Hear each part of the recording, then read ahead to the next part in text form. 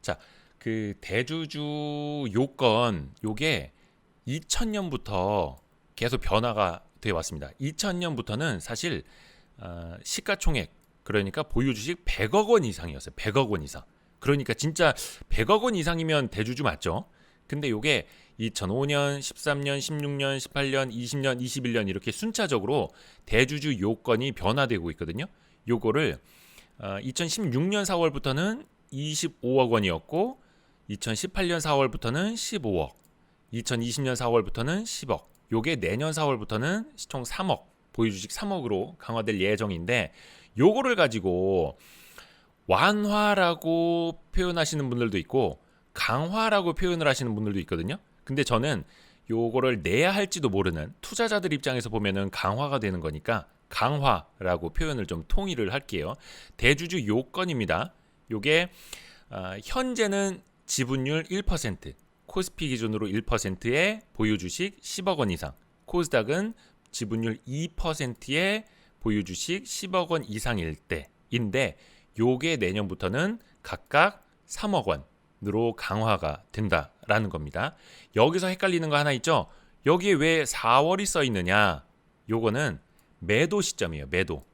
매도할 때의 시점이 4월 1일부터라는 거고요. 그러니까 4월 1일부터 매도한 그 주식에 대한 대주주 요건 기준일은 전년도 말이라는 겁니다. 그러니까 2020년 말 그 보유 주식 기준으로 3억 원이 넘었다면 내년 4월 1일부터 매도하는 금액에 대해서 대주주 양도소득세를 내야 한다라는 겁니다. 그렇게 대주주 요건이 과거부터 이렇게 강화돼 왔다. 타이트닝 되고 있다라는 거고요. 아이고, 이거 누구셔? 유러브미님 누구시지? 어휴, 뭐야 이건 슈퍼 스티커다. 슈퍼 스티커. 또 저한테 감사하다고 이렇게 슈퍼 스티커를 보내주시고 유러브미님 감사합니다. 너무 감사합니다. 이 주식 초등학교에서 나오지 않는 거액이 나오지 지금 깜짝 놀라가지고 말이 끊겼네. 죄송합니다. 유러브미님 감사합니다. 해서 대주주 요건이 과거에는 100억, 50억, 25억, 15억, 10억이 됐는데 뭐 사실 25억, 50억, 100억이던 시절에는 대주주라고 볼 수 있겠지만 이게 보유주식 3억 원 이상으로 강화가 되는 걸 과연 대주주로 볼 수 있을 것이냐 이런 논란들이 최근에 많이 펼쳐지고 있는 거니까요. 유러브민이 처음이라고 예 자주 오십시오. 예. 그 자주 오실 만큼 제가 좀 뭘 보여드려야 되는데 마땅히 조금 드릴 거는 없고 그래도 콘텐츠는 열심히 준비하고 있습니다. 그래서 기재부에서 이 세금을 더 거두려고 하는 거는 논리는 단순합니다. 소득이 있는 곳에 세금이 있다라는 거예요. 사실 그동안에 자본시장에는 양도소득세에 대해서는 전면과세를 하지 않고 대주주라는 기준을 정해서 그 대주주에 대해서만 양도세를 물려왔거든요. 왜 그랬냐면 어떤 자본시장의 특수성을 감안한 거예요. 뭐냐면 주식시장은 사실 좀 유통시장이라고 표현을 하기도 하는데 발행시장이 존재하기 위한 유통시장의 개념이 크거든요. 그 기업들이 자본 조달하기 위한 그 발행을 하기 위한 시장, 그 주식이 또 유통되도록 하기 위한 그런 자본시장의 성격이 있기 때문에 이 자본시장이 성숙해져야만 기업들도 제대로 자본 조달을 할 수 있기 때문에 어떤 양도세에 대해서는 과거에 비과세를 해왔던 겁니다. 그래서 전면 양도세 부과가 아니라 대주주에게만 양도세를 부과해 왔던 건데 이제는 어느 정도 시장도 성숙됐고 또 정부도 더 많은 세수가 필요하고 세금이 있는 곳에 소득이 있는 곳에 세금이 있어야 하니 이렇게 세금을 더 많이 걷기 위해서 대주주의 기준을 더 강화, 넓혀 가고 있는 거죠. 제주 아일랜드 선생님 감사합니다. 와, 아이디 멋있다. 제주 아일랜드 선생님. 감사합니다. 예, 저는 안녕합니다. 제주 아일랜드 선생님이 궁금해하시는 거, 저는 안녕합니다. 감사합니다. 세율 궁금해하시는 분들 위해서 세율을 한번 정리를 해드릴게요. 여기서 중요한 거는 요 부분입니다. 여기 뭐 중소기업 따로 있고 뭐 해외 주식 따로 있고 한데 오늘 말씀드리는 거는 일반적인 대주주 기준, 그러니까 중소기업 외 주식을 한번 볼게요. 요게 이제 일반적인 상장사라고 보면 되는데 과표, 과세 표준 3억 원을 넘어가면 25%가 적용이 됩니다. 이렇게 나뉘죠. 3억 원 이하일 때는 세율 20%, 3억 원을 초과하게 되면 세율이 25%가 적용이 되는데 여기에 10% 가량의 지방세가 더해져요. 그러니까 10%니까 퍼센트 포인트로 알려드리면 3억 원 이하일 때는 22%가 되는 거고요. 3억 원 초과할 경우에는 27.5%가 되는 겁니다. 적지 않은 세율이죠. 예, 거의 자기가 열심히 투자해서 번 돈 거의 3분의 1을 대주주가 된다면 3억 원을 초과한다면 그렇게 세금을 내야 되는 겁니다. 그래서 과표에 따라서 20%, 25% 이렇게 나뉘고 있다라는 거고요. 로즈골드님, 아이고 무슨 지각입니까? 뭐 지금 와도 상관없습니다. 전혀 늦게 와도 상관이 없습니다. 해서 많은 분들이 또 우려하는 거 한 가지가 그거잖아요. 대주주를 판단하는 그 범위, 합산 범위가 너무 넓다라는 건데, 이걸 한 장에다 못 보여드리겠구나. 너무 커가지고 이렇게 해야지 보이는구나. 볼게요. 요게 본인과 특수관계인까지라고 정의가 돼 있고 그 특수관계인은 배우자와 직계존속, 직계비속 이렇게 돼 있거든요. 혹시나 직계존속, 비속 그 개념을 잘 모르시는 분들을 위해서 설명해 드리면 직계존속은 요 본인을 기준으로 위로, 직계비속은 본인을 기준으로 아래로, 요게 직계비속, 위로는 직계존속 이렇게 기억을 하시면 됩니다. 많이들 아시겠지만 본인을 기준으로 배우자 당연히 들어가고 아버지, 할머니, 할아버지 그게 또 어머니 쪽, 외가 쪽 할머니, 할아버지까지 포함이 되고요. 자식 세대까지 그리고 손주 세대까지 내려갑니다. 엄청나게 넓죠. 그러니까 뭐 최근에도 기사가 많이 됐지만 추석 때 온 가족이 앉아가지고 애미야 너는 삼성전자 주식 얼마치 갖고 있니? 애비야 너는 네이버 주식 얼마큼 갖고 있니? 야 손주들아 너희 혹시 주식 투자하고 있지는 않니? 나는 무슨 종목 갖고 있는데 너네는 얼마씩 갖고 있니? 맞습니다. 우리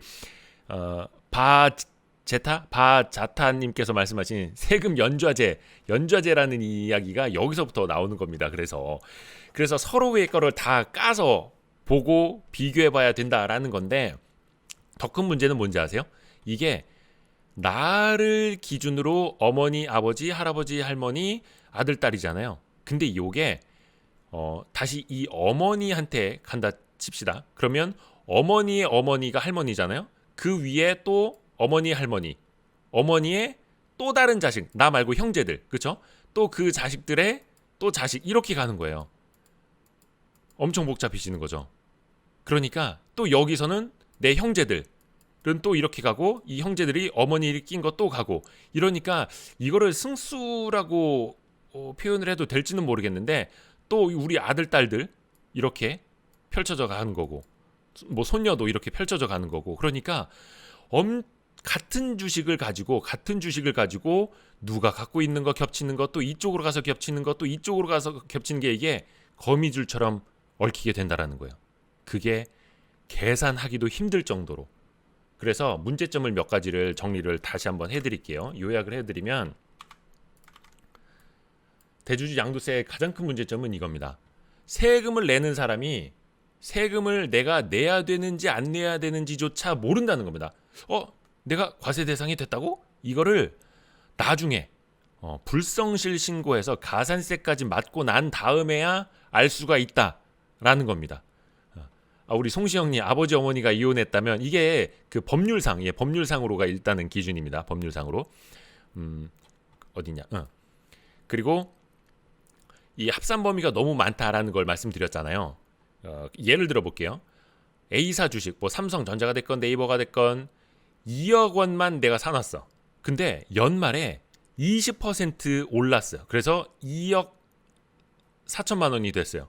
보통 이게 대주주 기준에 걸리지 않으려고 어느 정도 상승을 해도 3억 원이 넘지 않을 정도로 이제 큰 손들은 좀 비중 조절을 해놓거든요. 그래서 한 요 정도로 맞춰놨어.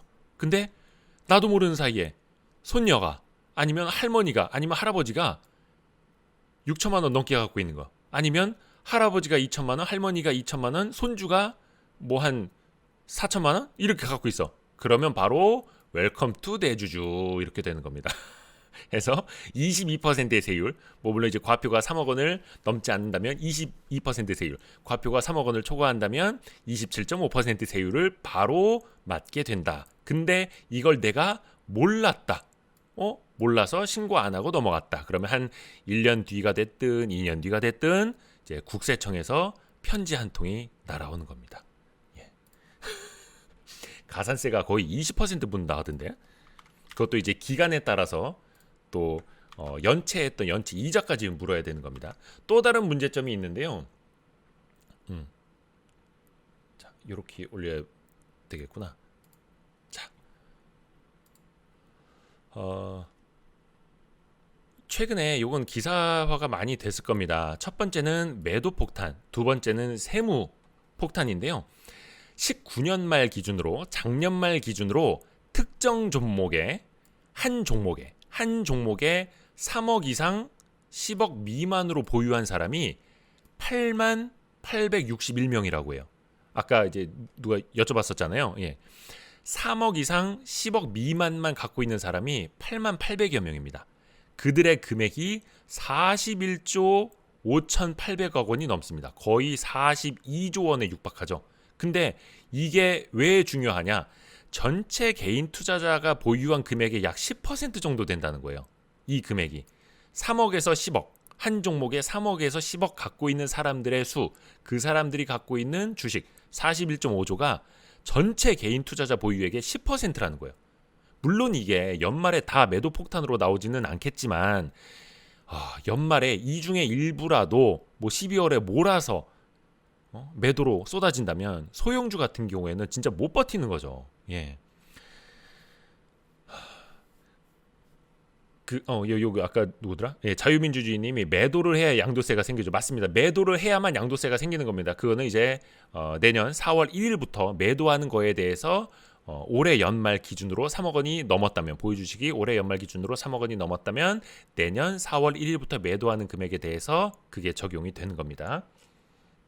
내년 그러니까 3월까지 매도하는 것에 대해서는 그 전년도 대주주 기준 10억 원이 적용이 되는 겁니다. 10억 원이요. 3월까지는요.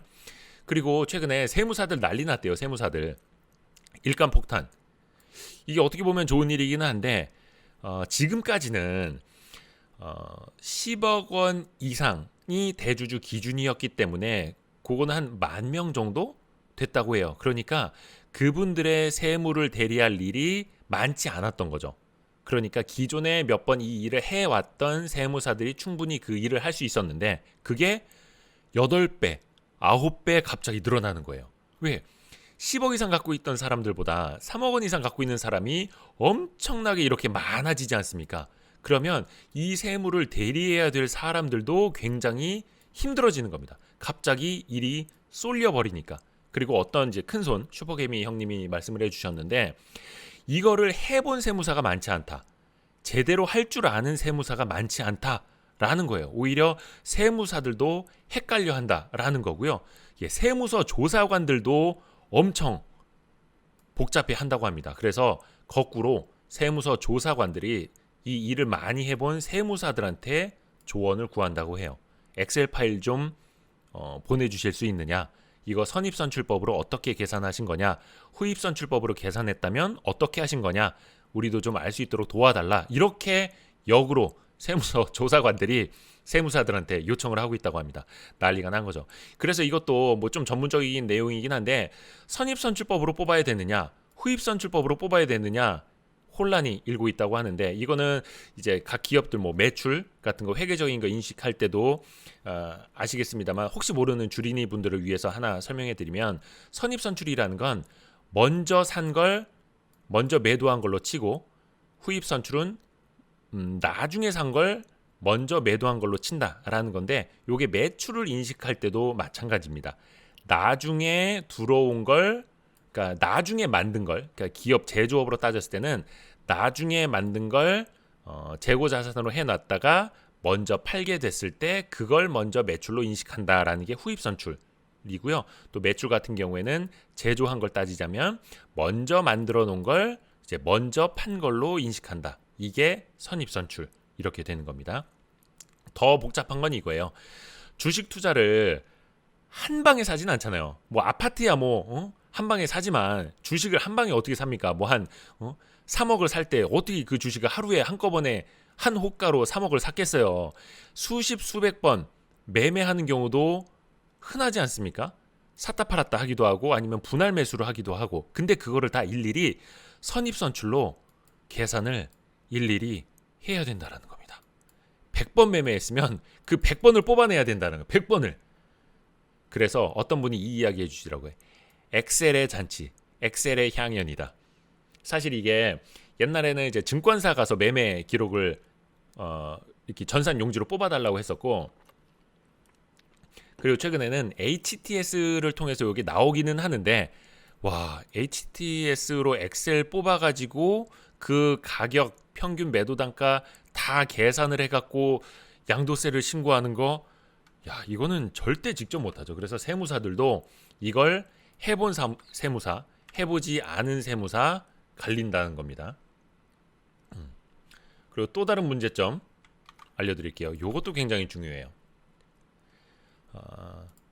손실을 봐도 세금을 내야 된다라는 겁니다. 아까 처음에 뭐라고 했죠? 정부에서도 하는 말이 소득 있는 곳에 세금이 있다. 거기까지는 다 당연한 말입니다. 너무나 좋은 말인데 손실을 봐도 세금을 내야 한다라는 게 이게 손실 본 분들 입장에서는 대주주 양도세 낸 사람들 입장에서는 진짜 우리 성무경 형님이 말씀하신 것처럼 토 나오는 거죠. 아유 우리 이동석 형님 감사합니다. 이동석님 감사합니다. 아유 너무 고맙습니다. 자 어떤 이야기인지 말씀을 드릴게요. 소득 있는 곳에 세금 있는 건 오케이. 이건 뭐 당연한 얘기죠. 너무나 당연한 얘기인데 손실이 나도 왜 세금을 내야 되느냐? 이게 양도 차손 통산이 없기 때문이에요. 이거를 뭐 손실상계라고도 이야기를 할 수도 있을 텐데 양도 차손 통산을 하지 않기 때문에 먼저 수익이 난 금액을 매도할 때는 세금을 내잖아요. 근데 내가 예를 들어서 100주를 갖고 있다가 수익이 난 50주는 팔았어. 내 머리통으로 이렇게 가렸구나. 50주를 먼저 팔았어. 이거는 수익을 잘 냈으니까 그래 뭐 기분 좋게 세금 내자 했는데 나중에 갖고 있던 50주는 엄청 손실을 본 거예요. 그러면 앞에서는 이 절반 팔아갖고 세금을 다 내놨는데 나중에 손실 본 거에 대해서는 정부가 빼주느냐? 안 빼준다는 겁니다. 그러니까 이 손익 통산, 손실 상계 뭐 이거를 반드시 해야 되는데 요게 더 웃긴 게 뭐냐면요. 일반적으로 양도세는 법인세도 그렇고 손실 상계를 다 해줍니다. 법인세는 뭐 2월 손실 상계까지도 다 2월 상계를 해주는데 대주주 양도세만큼은 그게 없다는 거예요. 그리고 나중에 2023년부터는 금융투자소득세라는 게 생기는데 뭐 조금 이따 다시 정리를 해드릴 텐데 거기에도 5년간 손실 상계 해주기로 돼 있거든요. 근데 대주주 양도세만큼은 그 손실 상계가 없다는 거, 양도차손 통산이 없다라는 거, 이게 굉장히 큰 맹점입니다. 그리고 또 하나 큰 문제가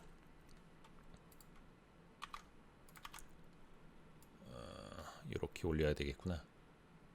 자, 앞뒤가 다르다는 겁니다. 기준이 앞뒤가 엄청나게 다릅니다. 이게 뭐냐면 아까 대주주 기준 제가 표로 말씀을 드렸죠. 퍼센테이지하고 금액이 현재로는 이제 10억이고 내년부터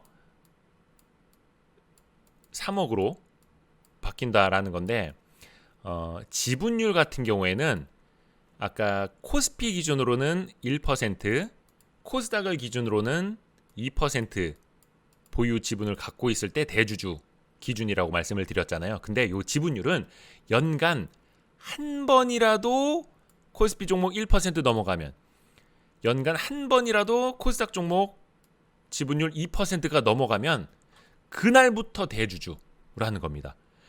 그날 어느 날 갑자기 주가가 뭐 폭등을 했거나 뭐 어떻게 돼가지고 내 지분율이 이렇게 올라가 버리면은 이거 지분율은 다 똑같이 올라가는 거구나. 이제 금액이 올라가면 뭐 나중에 어찌 됐든 간에 한 번이라도 넘어가면은 이게 해당이 된다라는 거예요. 근데 보세요. 보유 금액은 아까 말씀드렸죠. 연말 보유금액 기준이라고. 그러니까 지분율 기준으로는 연중에 한 번이라도 1%나 2%를 터치하면 대주주가 되는데, 금액 기준으로는 연중에 3억이 됐든 10억이 됐든 100억이 됐든 1000억이 됐든 상관없다가 연말 기준으로 3억이 넘으면 대주주라는 거예요. 그러니까 1월 1일부터 뭐 한 12월 중순까지 내가 한 1000억 갖고 있었어. 그래도 대주주가 아니야. 근데 12월 한 20일쯤에 사가지고 한 3억을 넘어갔어. 그럼 그날 대주주입니다. 연말 기준으로. 그 연말 기준이 또 어떻게 되느냐? 요거 되게 복잡합니다. 아니, 되게 간단한데 모르는 사람들이 이거 태반이에요. 여러분, 그 연말에 배당을 받기 위해서 주식을 사려면 최종 거래일 2일 전까지, 즉 12월 31일은 보통 이제 폐장을 해서 휴장을 하니까 최종 거래일은 12월 여기다 쓰면 안 나오는구나. 최종 거래일이 보통 12월 30일이거든요. 그러니까 이 중간에 뭐 휴일이 없다 치고 이 거래일 전까지 12월 28일까지 사야지 배당을 받을 수 있는 자격을 갖게 되잖아요. 여기서 보유 금액을 기준으로 하는 대주주 기준의 그 주식 수도 마찬가지로 12월 28일, 즉 정확히 말하자면 연말 최종 거래일 D-2일까지 갖고 있을 때입니다. 그런데 3억 원을 넘어가느냐 아니냐 기준을 따지는 그거는 주가잖아요. 주가는 최종 거래일 기준이라는 겁니다. 12월 28일이 아니라 12월 30일 기준이라는 겁니다. 최종 거래일 기준. 그러니까 내가 12월 28일까지 주식수 어쩌고저쩌고 해갖고 한 2.8억이 됐어. 다행이다. 나 대주주 안 넘었다. 이렇게 이거 내가 왜 이거 퍼센트를 썼지? 2.8억으로 맞춰놨어요. 그리고 12월 28일 마음이 편해. 근데 갑자기 12월 30날 이게 뭐 한 10% 급등했네? 그러면 대주주 기준에 걸리는 거예요, 그냥. 나는 12월 28일까지 해갖고 주식수를 맞춰놨는데 12월 29일이나 12월 30날 주가 확 올라가 버려갖고 3억 원 넘어가 버는 이 대주주 기준에 걸려버리는 겁니다. 이게 참 아이러니한 거죠. 그래서 주식 수로는 12월 28일, 주가로는 12월 30일 기준. 이러니까 사람들이 안 헷갈리겠냐고 사람들이. 우리 김은아님이 전 국민 대주주 만들 큰 그림. 그런 빅픽처? 그럴 수도 있겠다. 자, 또 하나의 문제점. 여기 대주주 양도세 문제점 끝나질 않아. 너무 많아. 또 하나의 문제점이 있습니다. 자, 화면에 잘 나오나 한번 체크하고 오케이. 여기 뭐냐면 어차피 양도세를 전면 과세 하기로 했는데 굳이 지금 대주주 기준을 더 확장을 시켜서 혼란을 키울 필요가 있느냐라는 겁니다. 보면 아까 잠깐 말씀드린 것처럼, 그리고 제가 그 금융투자 소득세에 대해서 설명해드린 영상 따로 올린 게 있거든요. 그 못 보신 분들은 한번 참고해 주시면 좋을 것 같고요. 2023년부터 금융투자 소득세라는 게 도입이 되잖아요. 근데 말이 금융투자 소득세지 사실상 양도세 전면 과세라고 보면 됩니다. 대주주건 아니건 소액주주건 언제건 뭐 주식을 샀다 팔았다 해서 차익을 거뒀을 때 거기다 양도세를 전면 과세하겠다라는 건데, 다만 기존하고 달라지는 거는 5천만 원까지는 기본 공제를 해주겠다. 그러니까 5천만 원 초과한 수익에 대해서만 양도세를 걷겠다. 이것도 세율은 똑같습니다. 과세 표준 3억을 기준으로 해서 3억 원을 초과하는 금액에 대해서는 25% 세율, 그리고 3억 원 이하에 대해서는 20% 세율. 여기다가 이제 지방세 감안하면 실질적으로는 27.5가 되는 거고요. 그리고 지방세 실질적으로 감안을 했을 때는 22% 이 세율이 되는 건데, 똑같이 금융투자 소득세에도 적용이 똑같이 됩니다. 그런데 여기도 기본 공제도 있고 손실을 5년간 2월 공제하는 것도 금융투자 소득세에 있어요. 근데 앞서 말씀드린 것처럼 대주주 양도세에는 이 손실 2월 공제가 없고 기본 공제도 없고 해서 결론적으로는 23년부터 이 금융투자 소득세 도입이 되는데, 전면과세가 되는데 왜 그 2년 먼저 대주주 기준을 확장하려고 이 난리를 피워야 되느냐? 거죠. 23년부터 금융투자소득세 전면과세 다 되는데 홍남기 부총리가 최근에 그 국회에서 이런 말을 했습니다. 이거는 2017년에 이미 결정된 사안이다. 그러니까 정책의 일관성이 중요하다. 라고 이야기를 했는데 저는 이렇게 반박하고 싶어요. 2017년에는 금융투자소득세, 즉 양도세 전면과세 도입 얘기를 안 했었잖아요. 그때는 양도세 전면과세 계획이 없었고 지금은 2023년부터 양도세 전면과세를 하겠다라고 공표를 해놓은 상황이니 2017년에 결정된 사안이라도 지금에 와서는 다른 시각으로 볼 수 있는 것 아니냐. 정책의 유연성을 좀 가져야 되는 것 아니냐. 이런 지적이 가능한 거죠. 그리고 이 대주주 양도세 그 문제점 아직도 안 끝났어. 문제점 너무 많았고 아직도 문제점이 안 끝났네. 와, 할 거 진짜 많다. 자, 보세요. 외국인은 우대를 해주고 개인은 차별을 받는다. 라는 점도 심각한 문제점입니다. 볼게요. 또 정치 얘기하고 있어요? 뭐 하여튼 뭐 채팅창이라도 이렇게 핫해지면 뭐 나쁘진 않은 겁니다. 주식초등학교 너무 조용해가지고 아무튼 자, 비거주자 즉 외국인의 경우에는 25% 이상 보유해야만 양도세를 냅니다. 즉 25%가 되지 않는 지분율에 대해서는 100억을 갖고 있건 1000억을 갖고 있건 뭐 1조를 갖고 있건 양도세를 내지 않습니다. 비거주자의 기준은요. 우리나라에 183일 이상 체류하는 사람, 그러니까 1년이 365일이니까 그 절반 이상을 한국에 살고 있는 사람은 거주자로 보고 183일 이상 살지 않은 사람은 비거주자로 보는 건데 외국인은 자국에서 소득세 내기 때문에 우리나라에서는 따로 내지 않아도 돼요. 이겁니다. 뭐 일리 있는 말이죠.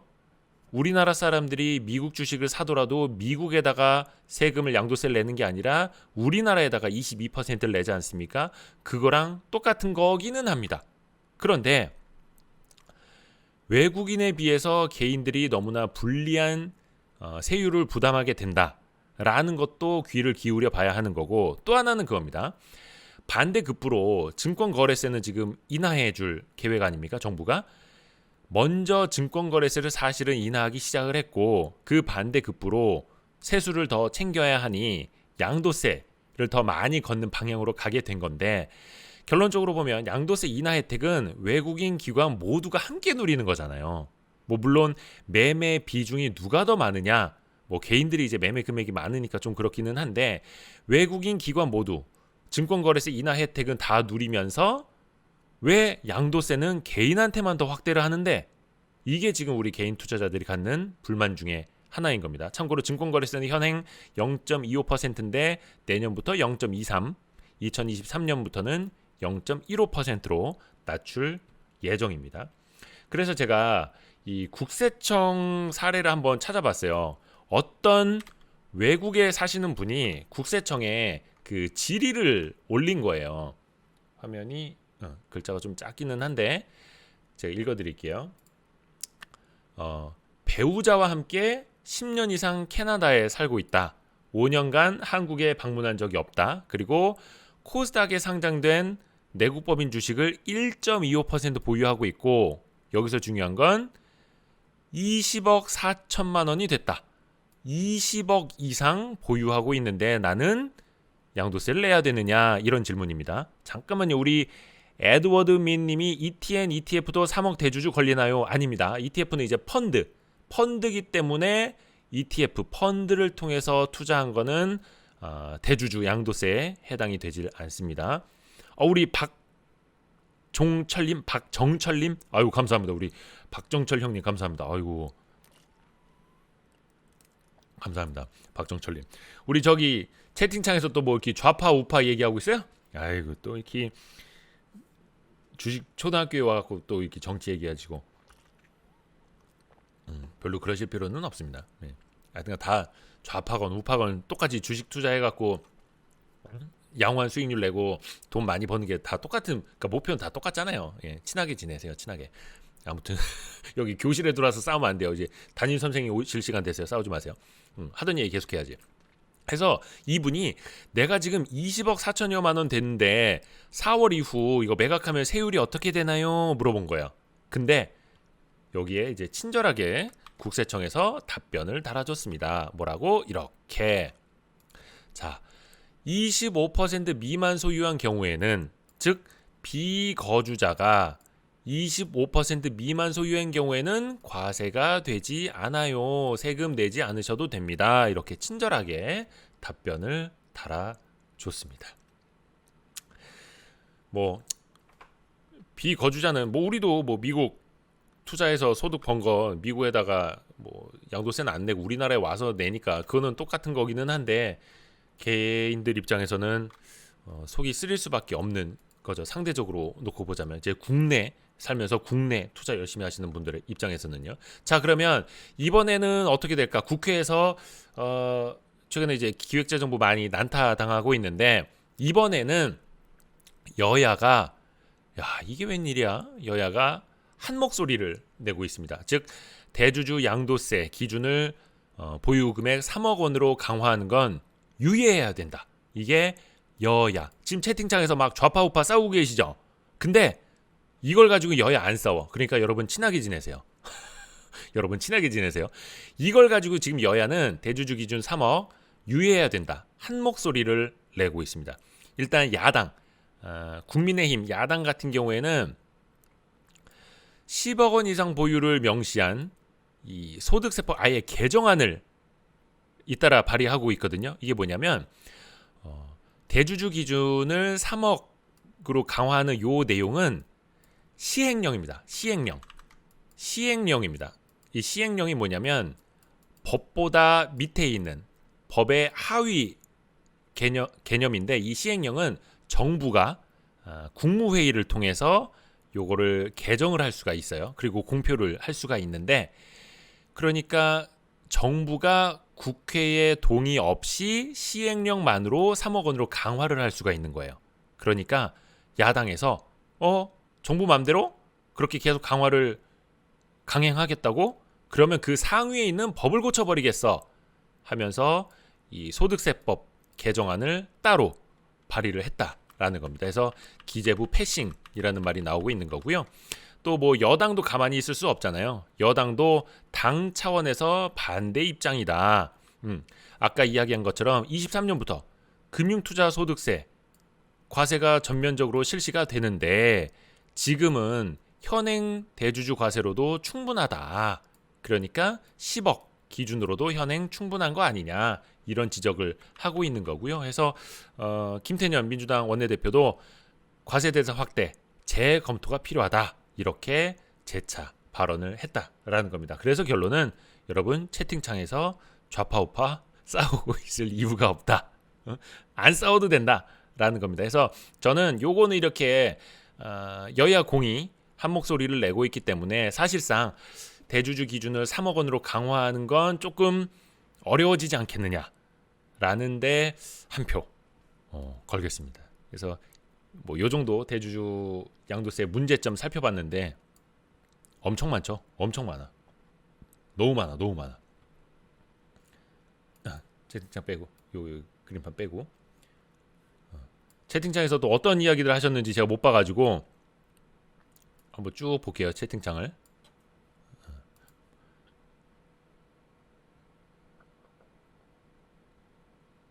잠깐만. 다 정치 얘기구나. 다 정치 얘기하고 있었어 그동안. 맞아요. 범범님이 말씀해주신 것처럼 어차피 2023년도 되면은 평등해집니다. 예. 근데 이제 대주주 10억 이상 갖고 계시는 분들 입장에서는 기존의 대주주 양도세 기준에 계속 해당이 된다라는 것. 거기에는 뭐 손실상계나 뭐 기본 공제가 없다라는 겁니다. 10억 이상 갖고 계시는 분들은 금융투자소득세 안에 있는 그런 어떤 것 세법상 이점 이걸 이제 누릴 수가 없다라는 겁니다.